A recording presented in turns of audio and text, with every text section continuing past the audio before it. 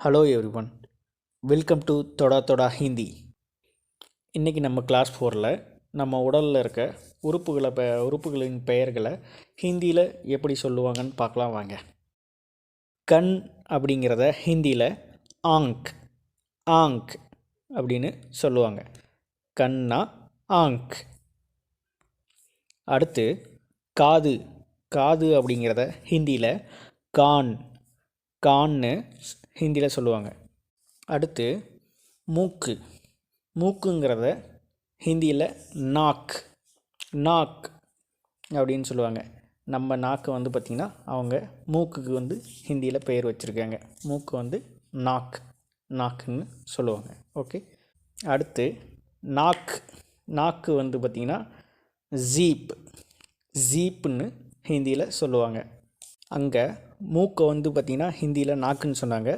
இங்கே நம்ம நாக்குன்னு சொல்கிறத பார்த்திங்கன்னா அவங்க ஹிந்தியில் ஜீப் ஜீப் அப்படின்னு சொல்லுவாங்க.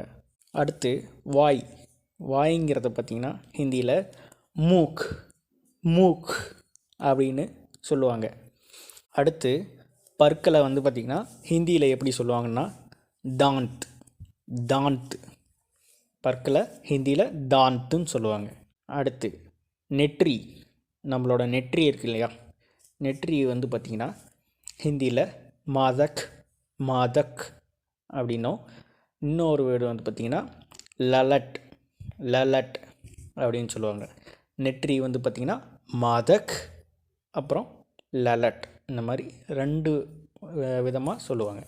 அடுத்து நம்மளோட உறுப்பில் உதடு உதடு பார்த்திங்கன்னா ஹோண்ட் ஹோண்ட்டுன்னு ஹிந்தியில் சொல்லுவாங்க. அதுக்கடுத்து கன்னம் கன்னம் அப்படிங்கிறத ஹிந்தியில் கால் கால்னு சொல்லுவாங்க. அதாவது நம்ம காலுக்கு நம்மளோட கால் பார்த்திங்கன்னா அவங்க அங்கே கன்னமுக்கு சொல்லுவாங்க. கன்னம் அப்படின்னா கால் கால். அடுத்து முகம் நம்ம முழு முகத்தை பார்த்திங்கன்னா ஹிந்தியில் சேஹ்ரா சேஹ்ரா ஹிந்தியில் முகத்துக்கு பார்த்திங்கன்னா சேஹ்ரா.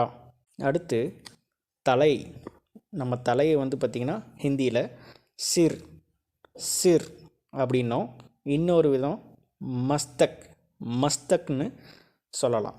தலைங்கிறத சிர், இன்னொரு இது மஸ்தக் அப்படின்னு 2 விதமாக சொல்லுவாங்க. அடுத்து நம்மளோட முடியை பார்த்திங்கன்னா ஹிந்தியில் பால் பால் அப்படின்னு சொல்லுவாங்க.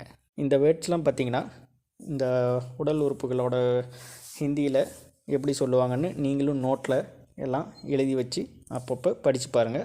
அப்போ தான் பார்த்திங்கன்னா நம்மளுக்கு ஈஸியாக ஹிந்தி லேர்ன் பண்ண முடியும். அதோட எங்களோட வீடியோவும் அப்பப்போ செக் பண்ணி பாருங்கள். சீக்கிரம் ஹிந்தி கற்றுக்கலாங்க. ஓகே. அடுத்து பார்த்திங்கன்னா கை கைங்கிறத ஹாத் ஹாத்னு ஹிந்தியில் சொல்லுவாங்க. கைனா ஹாத் ஹாத். அடுத்து கைகளில் இருக்க விரல் விரல் பார்த்திங்கன்னா ஒரு விரல் அப்படிங்கிறத மட்டும் சொல்கிறோம் இல்லையா, அது பார்த்திங்கன்னா ஹிந்தியில் உங்களி உங்களி அப்படின்னும். இப்போ விரல்கள் விரல்கள் இருக்கு இல்லையா, அப்போ விரல்கள்னு சொல்லும் போது உங்களியான் உங்களியான் அப்படின்னு சொல்லணும். விரல்னா உங்களி, விரல்கள்னா உங்களியான் அப்படின்னு சொல்லணும். அடுத்து கால் கால்ங்கிறது பேர் பேர் கால்ங்கிறதுக்கு ஹிந்தியில் பேர் அப்படின்னு சொல்லணும். அடுத்து கழுத்து கழுத்து பார்த்திங்கன்னா ஹிந்தியில் கர்த்தன் கர்த்தன் அப்படின்னு சொல்லுவாங்க. அதே மாதிரி வயிறு வயிறு பார்த்திங்கன்னா ஹிந்தியில் பேட் பேட் பேட்னு சொல்லலாம். அடுத்து நம்ம முகத்தில் இருக்க புருவம் புருவம் பார்த்திங்கன்னா புருவத்துக்கு ஹிந்தியில் பவுன் பவுன்னு சொல்லுவாங்க. இதுக்கு முன்னாடி கிளாஸில் நம்ம பவுனேங்கிற வேர்டும் நம்ம பார்த்துருப்போம். அந்த பவுனேங்கிறது பார்த்திங்கன்னா முக்கால் மணி, அந்த முக்கால் அப்படிங்கிறதுக்கு பவுனேன்னு சொல்லியிருப்போம். பவுனே ஏக் பவுனே தோ, அதான் ஒன்னே முக்கால் 2.25 இந்த மாதிரி சொல்லியிருப்போம். அது பவுனே. இங்கே பவுனுங்கிறது புருவத்தை குறிக்கும். ரெண்டுக்கும் டிஃப்ரென்ஸ்னு தெரிஞ்சு வச்சுக்கோங்க. பவுன்னா புருவம், பவுனேன்னா முக்கால் மணி, முக்கால் அப்படிங்கிறத குறிக்கும். அடுத்து மீசை. மீசை வந்து பார்த்திங்கன்னா ஹிந்தியில் மூஞ்ச், மூஞ்சுன்னு சொல்லுவாங்க. நம்ம மீசை வந்து எங்கே இருக்குது? மூஞ்சில் இருக்கா? நம்ம மூஞ்சில் இருக்குது. ஸோ அதை வந்து ஈஸியாக ஞாபகம் வச்சுக்கிறதுக்கு நீங்கள் மைண்டில் இது பண்ணிக்கலாம். மீசை வந்து எங்கே இருக்குதுன்னு கேட்டால் மூஞ்சில் இருக்குதுன்னு சொல்கிறோம்ல, அது மாதிரி தான். மீசையோட பேர் வந்து ஹிந்தியில் மூஞ்ச், மூஞ்ச். அடுத்து தாடி. தாடிங்கிறத நம்ம தமிழில் சொல்கிற மாதிரி தாங்க. தாடிங்கிறத ஹிந்திலையும் தாடி அப்படின்னு தான் சொல்லுவாங்க. ஓகேங்களா? அடுத்த உறுப்பு வந்து பார்த்திங்கன்னா தோள்பட்டை. நம்ம தோள்பட்டை வந்து பார்த்திங்கன்னா ஹிந்தியில் கந்தா, கந்தா அப்படின்னு சொல்லுவாங்க. அதே மாதிரி அடுத்து தொண்டை. தொண்டை வந்து பார்த்திங்கன்னா கண்ட், கண்ட் அப்படின்னு ஹிந்தியில் சொல்லுவாங்க. ஓகே ஃப்ரெண்ட்ஸ், இன்றைக்கி இந்த கண்டென்ட்டில் பார்த்ததெல்லாம் உங்களுக்கு புரிஞ்சிருக்குன்னு நினைக்கிறேன். இந்த வேர்ட்ஸ் எல்லாம் பார்த்திங்கன்னா நீங்களும் நோட்டில் எழுதி வச்சு அப்பப்போ ரிவைஸ் பண்ணிக்கிட்டே இருங்க.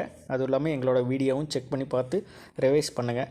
அப்போ தான் சீக்கிரமே ஹிந்தி கற்றுக்கிறதுக்கு இந்த வேர்ட்ஸ்லாம் பார்த்திங்கன்னா நம்ம ஃப்ளூயண்ட்டாக ஒரு சென்டென்ஸ் அமைச்சு பேசும்போது இந்த வேர்ட்ஸ்லாம் நம்மளுக்கு அங்கே தேவைப்படும். அதனால தான் நம்ம பார்த்திங்கன்னா ஃபஸ்ட்டு கிளாஸ் 1லேருந்து இப்போ கிளாஸ் 4 வரைக்குமே பேசிக்கான ஒரு என்னென்ன வேர்ட்ஸ்லாம் பார்த்துட்டு அதுக்கப்புறம் முழு சென்டென்ஸில் போகிறதுக்கு இந்த பேசிக் வேர்ட்ஸ் தான் நம்மளுக்கு மெயினாக தேவை. ஸோ இதெல்லாம் பார்த்திங்கன்னா எல்லாம் எழுதி வச்சு நீங்கள் அப்பப்போ ரிவைஸ் பண்ணிகிட்டே வாங்க. ஃப்யூச்சரில் நம்ம நல்லா ஹிந்தி ஃப்ளூயண்ட்டாக பேசுகிறதுக்கு கண்டிப்பாக இதெல்லாம் யூஸ் ஆகும். ஓகே ஃப்ரெண்ட்ஸ், இந்த வீடியோ பிடிச்சிருந்தா லைக் பண்ணுங்கள், ஷேர் பண்ணுங்கள், கமெண்ட் பண்ணுங்கள், சப்ஸ்கிரைப் பண்ணுங்கள். தேங்க்யூ.